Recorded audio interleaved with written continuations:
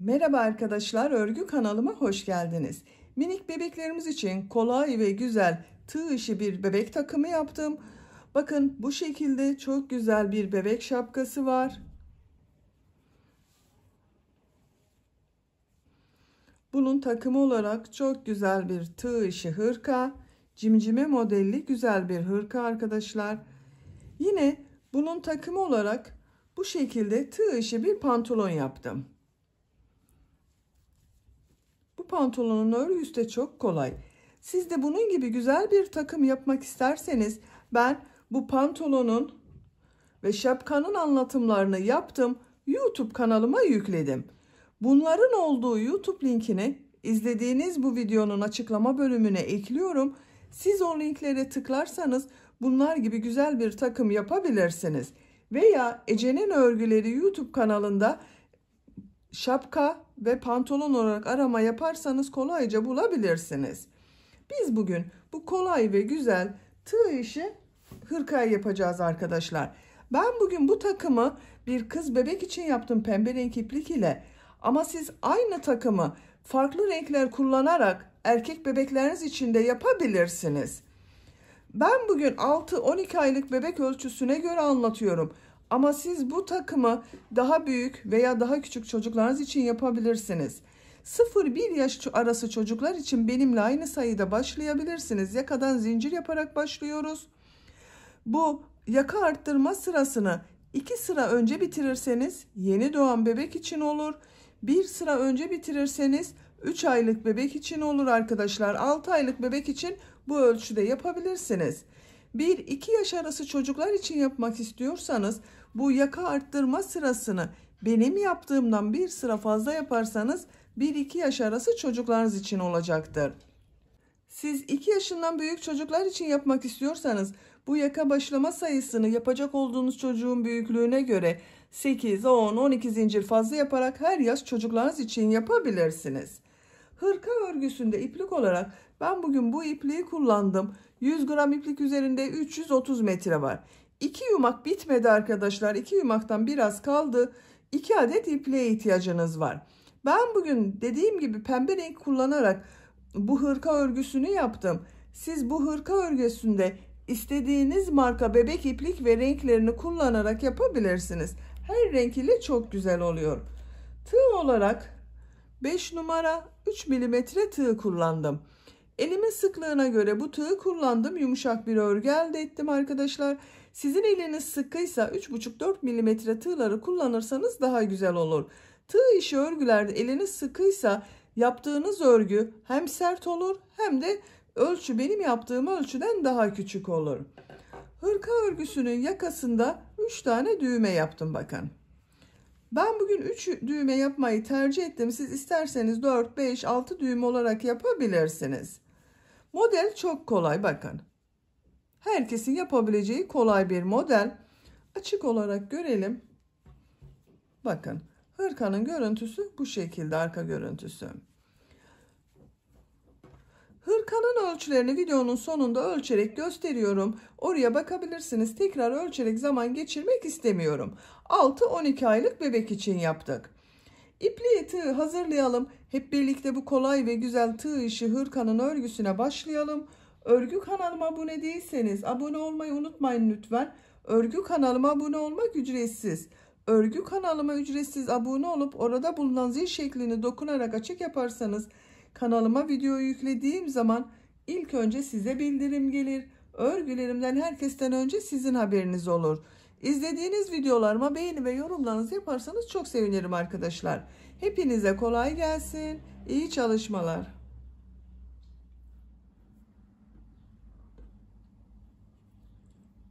Örgüye yakadan zincir yaparak başlıyorum. İlk ilmeği ben bu şekilde yapıyorum. Zincirleri yapmaya başlıyorum. Çok sıkı zincirler yapmıyorum. Bakın bu şekilde çok sıkı olmayan zincirler yapıyorum. 68 zincir yapalım. 68 zincir yaptım. Çok sıkı zincirler yapmadım. Bu 68 zincirin kaç santimetre olduğunu ölçüyorum. 28 santimetre zincir uzunluğu var. Benim elimin sıklığına göre 28 santimetre için 68 zincir yaptım arkadaşlar. Sizin eliniz sıkıysa daha fazla zincir yapmanız gerekebilir. 3 zincirde dönüş için yapıyorum. 1 2 3. Tığ üzerine iplik alıyorum. 3 ilmek atlıyorum. 1 2 3. Dördüncü ilmeğe trabzan yapıyorum. 10 trabzan yapıyorum. Bu 3 ilmek atlayarak yaptığımda bir trabzan. Bakın bu 1 2 3 4 5 6 7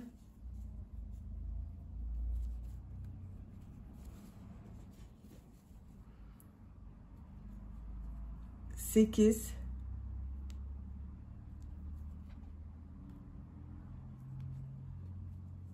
9 10 2 4 6 8 10 trabzan yaptım. Arttırma yeri için 2 zincir yapıyorum. Bu ilmeğe kol bölümü için trabzan yapıyorum. 14 trabzan yapıyorum arkadaşlar.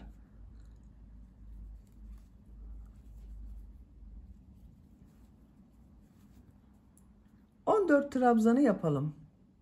Kol bölümü için 14 trabzan yaptım. 2, 4, 6, 8, 10, 12, 14. Arttırma yeri için 2 zincir yapıyorum. 20 trabzan yapıyorum.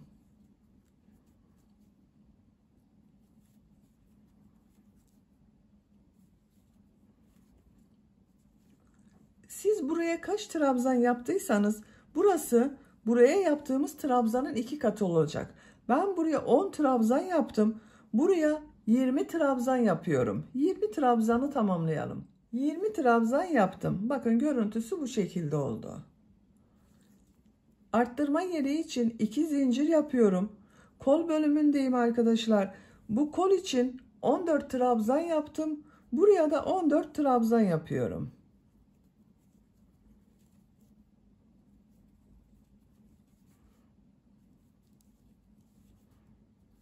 ...14 trabzanı tamamlayalım. Diğer kol bölümü için 14 trabzan yaptım. Arttırma yeri için 2 zincir yapıyorum. 10 trabzan yapıyorum.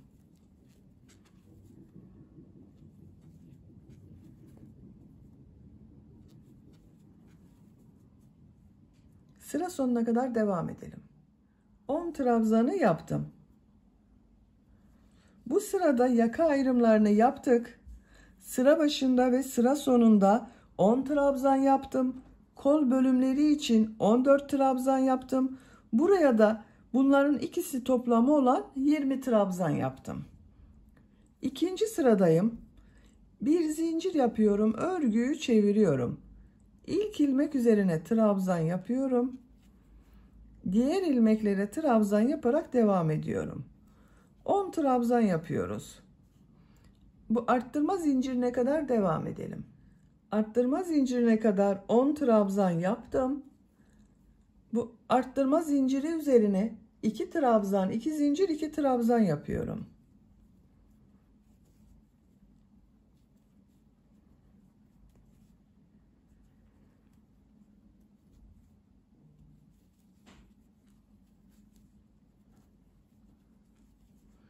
İki trabzan, 2 zincir, 2 trabzan yaptım. Kol bölümünde 14 trabzan yaptım arkadaşlar. 14 trabzan yapıyorum.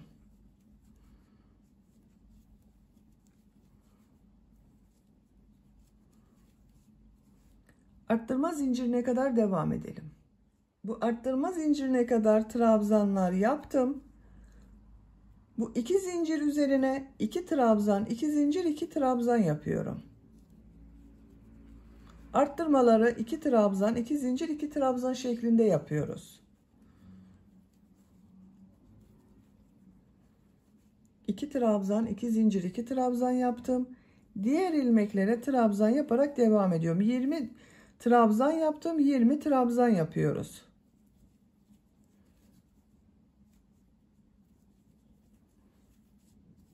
Buraya kadar devam edelim. Arttırma zincirine kadar trabzanlar yaptım. Buraya 2 trabzan, 2 zincir, 2 trabzan yapıyorum.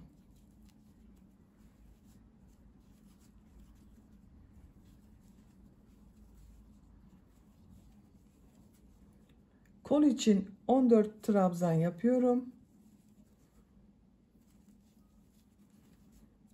Buraya kadar devam edelim. Buraya kadar trabzan yaptım. Arttırma yerine 2 trabzan, 2 zincir, 2 trabzan yapıyorum.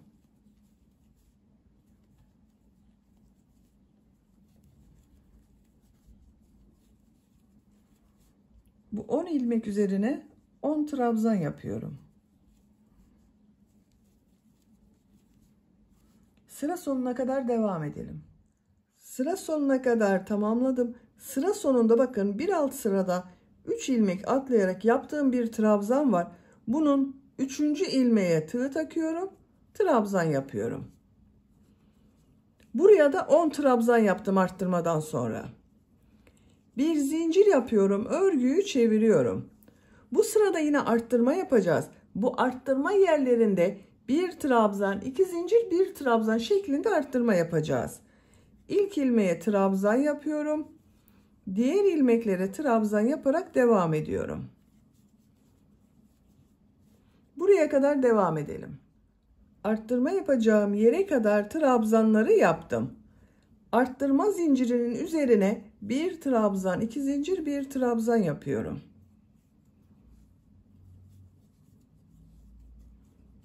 Diğer ilmeklere trabzan yaparak devam ediyorum. Arttırmayı bir trabzan, 2 zincir, bir trabzan şeklinde yaptım. Buraya kadar devam edelim. Arttırma yerine kadar trabzanları tamamladım. Buraya yine bir trabzan, 2 zincir, bir trabzan yapıyorum.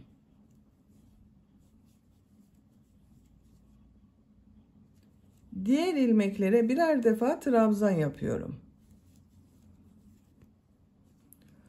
Buraya kadar devam edelim. Bu arttırma yerinde ve bu arttırma yerinde yine bir trabzan, 2 zincir, bir trabzan yapalım. Diğer ilmeklere birer defa trabzan yapalım. Sıra sonuna kadar tamamlayalım. Sıra sonuna kadar tamamladım.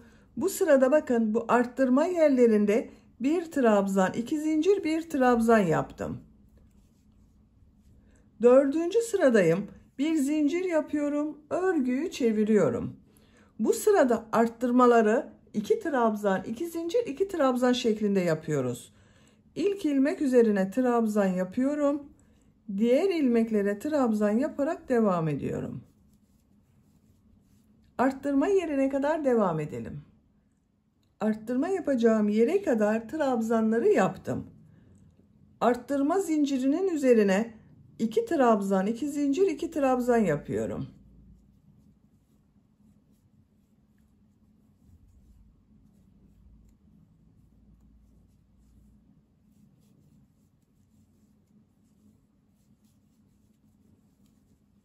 İki trabzan, 2 zincir, 2 trabzan yaptım. Diğer ilmeklere birer defa trabzan yapıyorum. Buraya kadar devam edelim. Arttırma yapacağım yere kadar trabzanları yaptım. Buraya 2 trabzan, 2 zincir, 2 trabzan yapıyorum.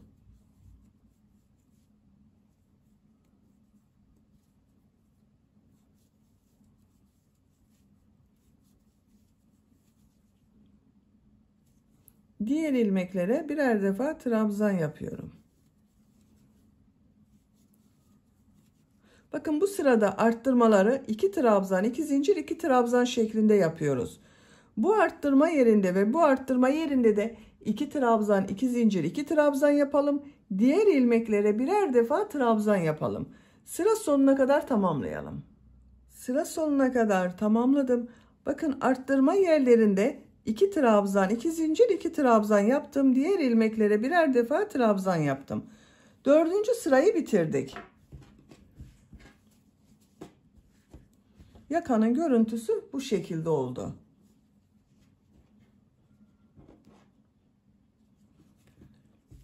Beşinci sıradayım. Bir zincir yapıyorum, örgüyü çeviriyorum. İlk ilmeğe trabzan yapıyorum. Diğer ilmeklere trabzan yaparak devam ediyorum.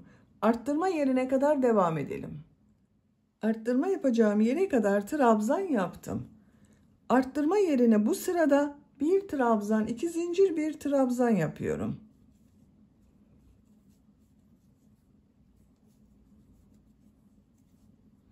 Diğer ilmeklere trabzan yaparak devam ediyorum.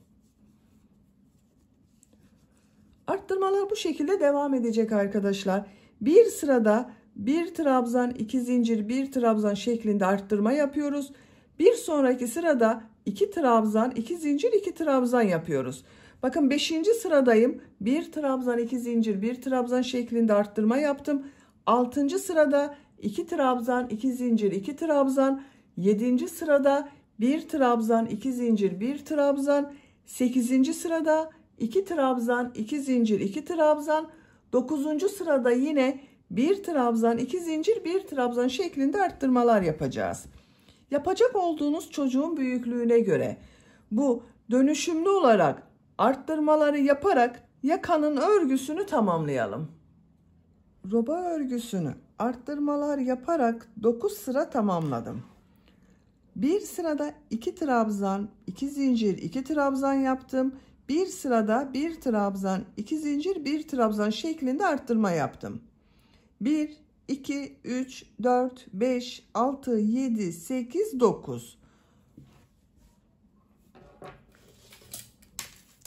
Santimetre olarak ölçüyorum. 10 santimetre yükseklik var. Şu şekilde katlıyorum. Bakın arkadaşlar, böyle. Benim yapacağım ölçü için yeterli. Siz bir beden büyük olsun istiyorsanız bir sıra daha arttırma sırası yapabilirsiniz. 10 sıra olarak tamamlayabilirsiniz. Küçük yapmak istiyorsanız da benim yaptığımdan bir sıra önce bitirirseniz daha küçük ölçüde olur. 10. sıradayım. 10. sırada kol ve gövde bölümünü birbirinden ayırıyorum. Artık örgüye gövdenin örgüsüyle devam ediyorum. Bir zincir yapıyorum, örgüyü çeviriyorum. Bir sıra trabzan sırası yapıyorum. İlk ilmek üzerine trabzan yapıyorum. Diğer ilmeklere trabzan yaparak devam ediyorum.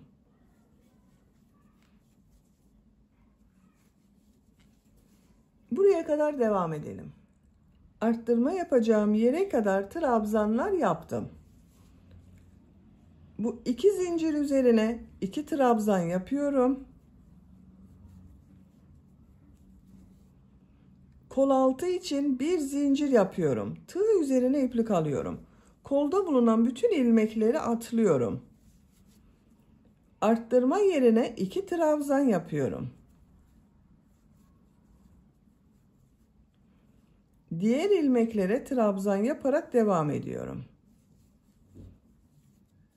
Bakın, kol bölümünü ayırdım. Ön ve arka bölümü birleştirdim. Buraya kadar devam edelim.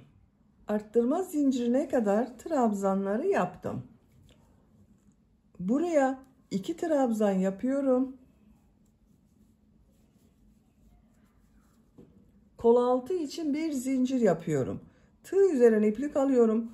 Kolda bulunan bütün ilmekleri atlıyorum. Arttırma zincirinin üzerine 2 trabzan yapıyorum. Bakın, diğer kolu da burada ayırdık. Diğer ilmeklere birer defa trabzan yapıyorum. Sıra sonuna kadar devam edelim. Sıra sonuna kadar tamamladım. Bu sırada bakın, kol ve gövde bölümünü birbirinden ayırdım. Ön ve arka bölümü birleştirdim. Artık örgü gövdenin örgüsüyle devam edecek. Bu sırada model yerleştirmeye başlıyorum. Bir zincir yapıyorum. Örgüyü çeviriyorum. İlk ilmeğe trabzan yapıyorum. Tığ üzerine iplik alıyorum. İkinci ilmeğe 2 trabzan yapıyorum.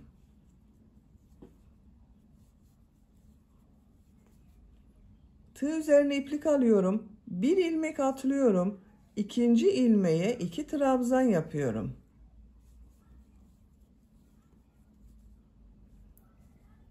Bir ilmek atlıyorum, 2 trabzan yapıyorum. Aynı ilmeğe 2 trabzan yapıyoruz. Bir ilmek atlıyorum, 2 trabzan yapıyorum.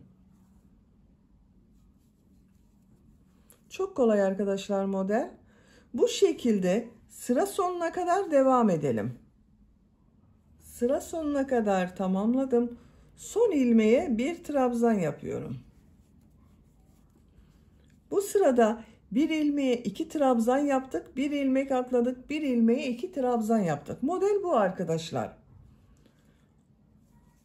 Bir zincir yapıyorum. Örgüyü çeviriyorum.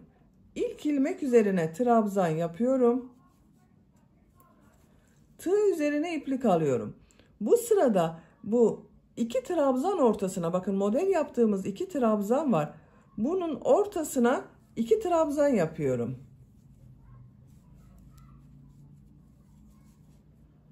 Tığ üzerine iplik alıyorum. Bu 2 trabzanın ortasına 2 trabzan yapıyorum.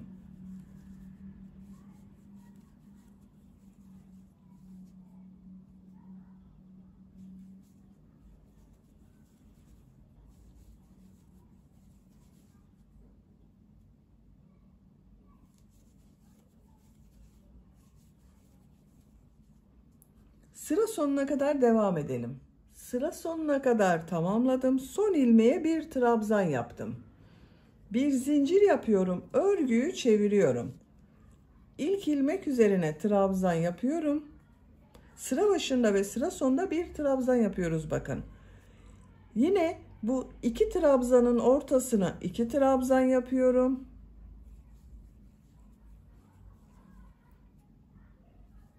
Model gördüğünüz gibi çok kolay.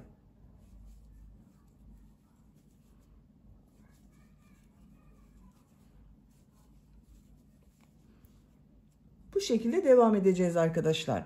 Sıra sonuna kadar devam edelim. Bir zincir yapıp geriye dönelim. Modelleri tekrarlayarak örgüye devam edeceğiz.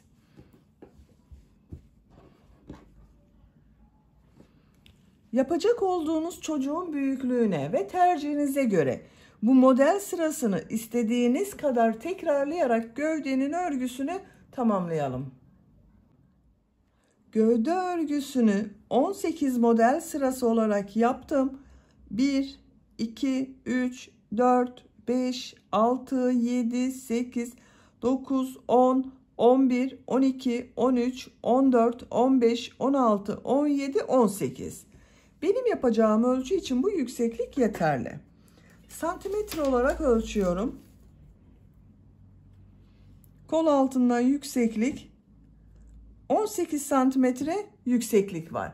Ben bugün 6 aylık bebek için yapıyorum. Bu yükseklik yeterli arkadaşlar. Siz bu yüksekliği tercihinize göre 1-2 sıra eksik veya 1-2 sıra fazla yapabilirsiniz. Görüntüsüne bakalım. Bakın bu şekilde oldu. Burada bakın bitirdim. Bu uç bölümde pıtırcık modelleri yapıyorum. Bu ilk ilmek üzerine bir sık iğne, 2 zincir, bir sık iğne yapıyorum.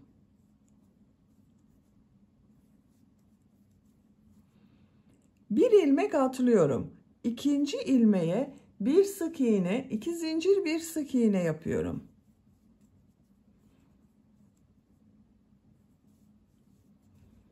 Bir ilmek atlıyorum. Bir sık iğne, 2 zincir, bir sık iğne yapıyorum.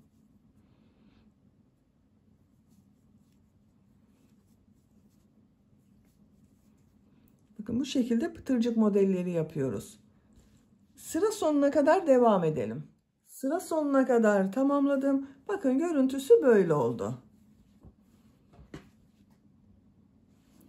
Ön patlardayım. Ön patlarda da bu pıtırcık modellerine devam ediyorum.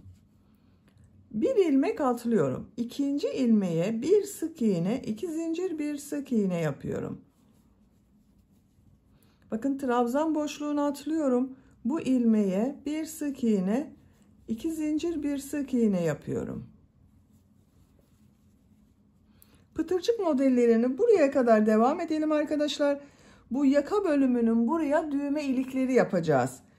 Bu kol ayrımı yaptığım sıraya kadar modelleri yaparak devam edelim. Kol kesimi yaptığım yere kadar pıtırcık modellerini yaptım. Bu yakanın buraya 3 tane düğme iliği yapmak istiyorum. Bakın birisini hemen buraya yapıyorum. İkincisini yaka başlangıcına yapıyorum. Üçüncüsünde ikisinin ortasına. Bakın şu şekilde katladım. Buraya yapıyorum.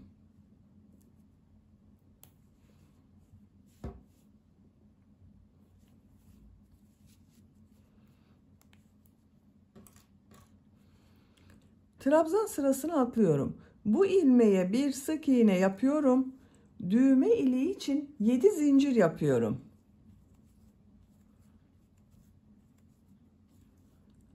Aynı ilmeğe sık iğne yapıyorum. İlk düğme iliğini yaptım. Siz daha büyük düğme dikecekseniz arkadaşlar bunu 8 zincirde yapabilirsiniz. Bir ilmek atlıyorum. Bir sık iğne, 2 zincir, bir sık iğne yapıyorum. Bu işaret yaptığım yere kadar devam ediyorum.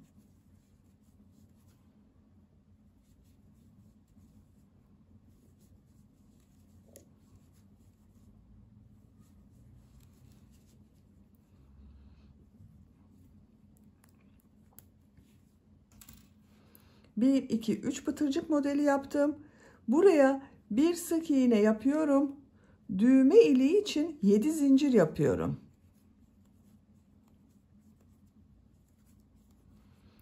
Aynı ilmeğe sık iğne yapıyorum. Bir sık iğne, 2 zincir, bir sık iğne yapıyorum. Bakın 2 düğme iliğini yaptım.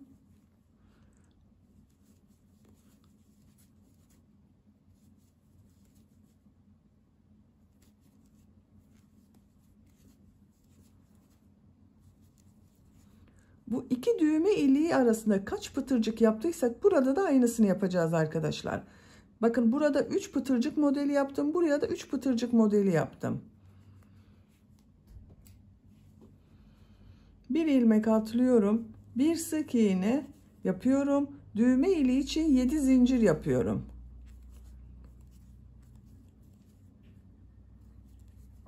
Sık iğne yapıyorum. Yaka başlangıcına sık iğne yapıyorum.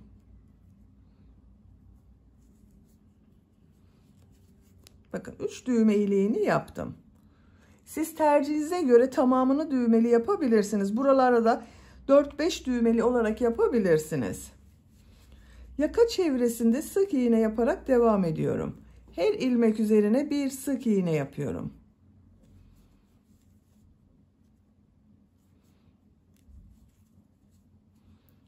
Buraya kadar devam edelim. Yaka çevresinde sık iğne yaparak buraya kadar tamamladım. Görüntü böyle oldu bakın. Burada da pıtırcık modelleri yapıyorum. Burada yaptığım gibi pıtırcık modelleri yapıyorum. Düğme iliği yapmıyoruz arkadaşlar. Bu ilmeğe bir sık iğne, 2 zincir, bir sık iğne yapıyorum. Bir ilmek atlıyorum. Bir sık iğne, 2 zincir, bir sık iğne yapıyorum. Bakın bu trabzan sırasını atlıyorum. Bir sık iğne, 2 zincir, bir sık iğne yapıyorum. Sıra sonuna kadar devam edelim. Sıra sonuna kadar modelleri yaptım. Bu ilmek ile ilmek kaydırma yaparak sırayı bitiriyorum. İpliği kesiyorum.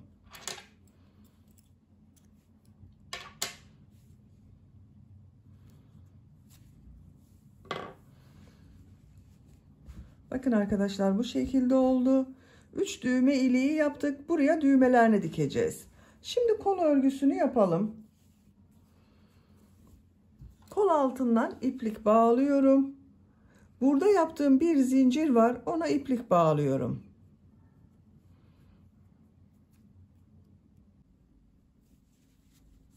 Bu kol altındaki ilmekten bir ilmek yapıyorum. Örgünün şekline bakıyorum. Bakın arkadaşlar bir sıra trabzan sırası yapacağız. Bu son sırada yaptığımız sırayın devamı olacak.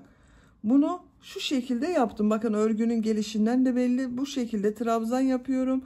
Onun için Örgüyü çeviriyorum. Tığ üzerine iplik alıyorum. Her ilmek üzerine trabzan yapıyorum. Şu bakın ilmek ucunda, iplik ucunda içinde tutuyorum. İlmek üzerine trabzan yapıyorum. Diğer ilmeklere trabzan yapıyorum. Her ilmek üzerine bir trabzan yapıyorum.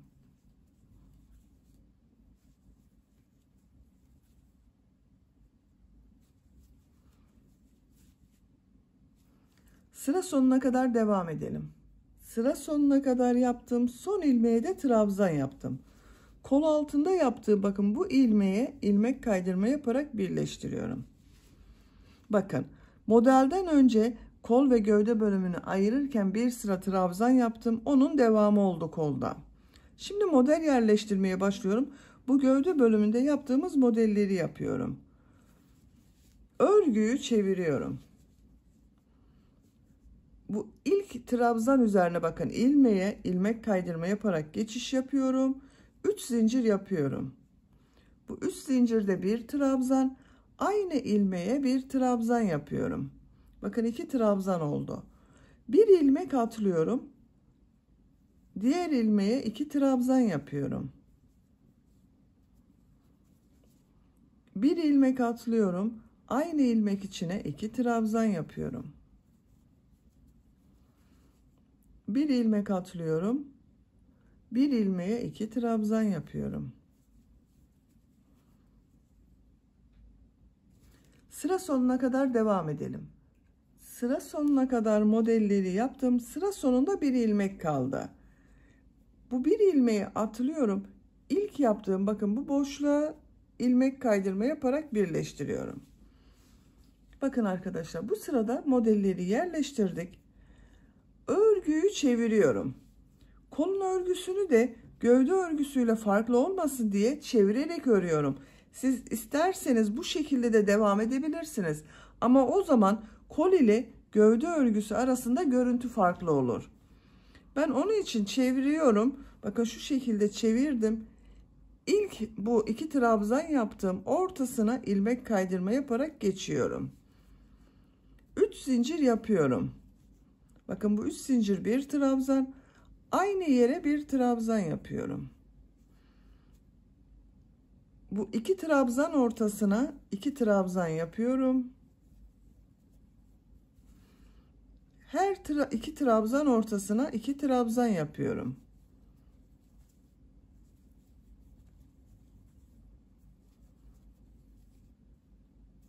Sıra sonuna kadar devam edelim. Sıra sonuna kadar yaptım. Son modeli ilk model ile ilmek kaydırma yaparak birleştiriyorum. Örgüyü çeviriyorum. Bakın her sırada örgüyü çeviriyorum. Bu ilk modelin ortasına ilmek kaydırma yaparak geçiyorum. 3 zincir yapıyorum. Tığ üzerine iplik alıyorum. Bir trabzan yapıyorum. Diğer model ortasına 2 trabzan yapıyorum.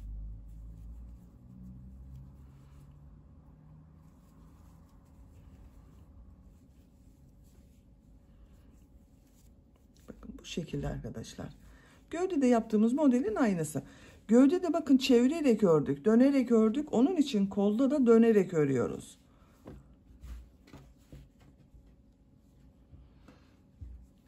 Kol örgüsünü yapacak olduğunuz çocuğun büyüklüğüne göre bu gövde sırasıyla da yapabilirsiniz. Bir sıra eksik de yapabilirsiniz. Tercihinize göre kol örgüsünün model sırasını tekrarlayarak tamamlayalım. Hırkanın kol örgüsünü yapacağım ölçüye göre tamamladım.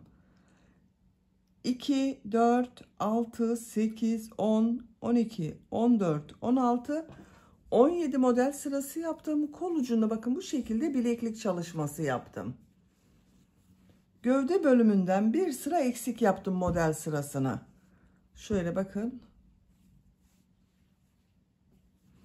Siz isterseniz kolu bir sıra daha devam ederek gövde ile aynı sıra sayısı yapabilirsiniz. Diğer kol örgüsünde bakın model sırasını yaptım. Bu bileklik bölümüne kadar tamamladım. Burayı da 17 sıra yaptım. Bileklik bölümünü sizinle birlikte yapalım.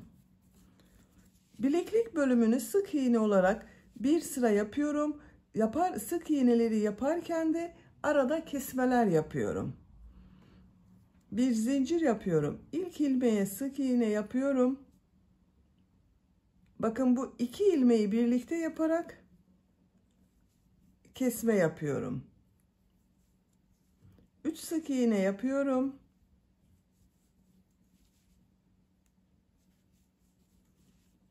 Bu iki ilmeği tek ilmek yapıyorum. Bakın kesme yapıyorum.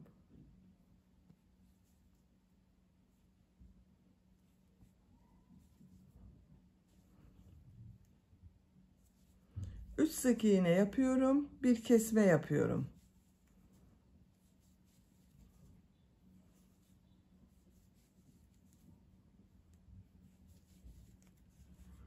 Biraz dar olacak kol ucu.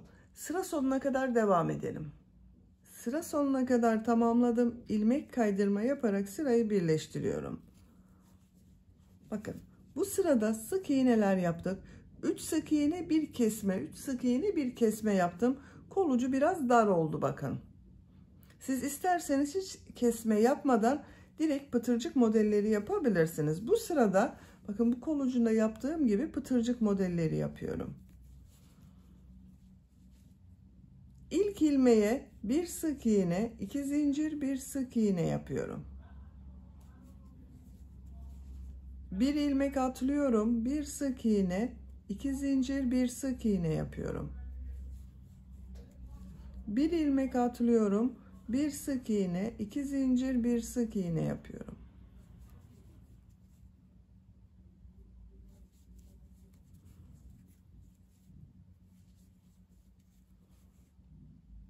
Sıra sonuna kadar devam edelim. Modelleri yaparak sıra sonuna kadar tamamladım. Son yaptığım modeli bu ilk ilmek ile ilmek kaydırma yaparak sırayı birleştiriyorum. İpliği kesiyorum. Ben ipliği kestim. İlmek içinden çekiyorum.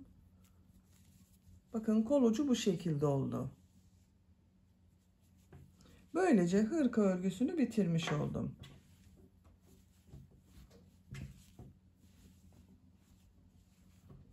Bakın arkadaşlar, arka görüntüsü bu şekilde. Çok güzel oldu.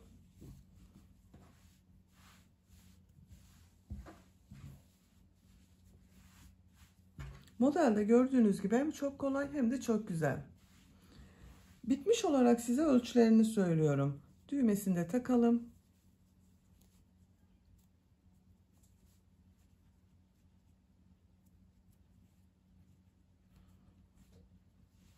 Bakın kol örgüleri de çok güzel oldu.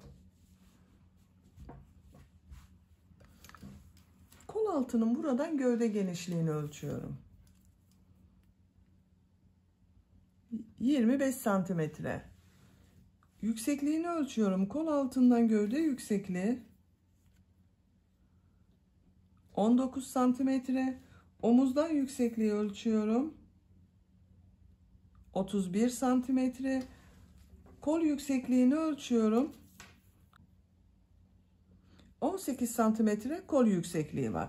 Ben bugün 6 aylık bir bebek için yaptım. Bu ölçü çok güzel oldu. Beni dinlediğiniz ve izlediğiniz için hepinize çok teşekkür ederim. Örgü kanalıma abone değilseniz abone olmayı unutmayın lütfen. Örgü kanalıma abone olmak ücretsiz.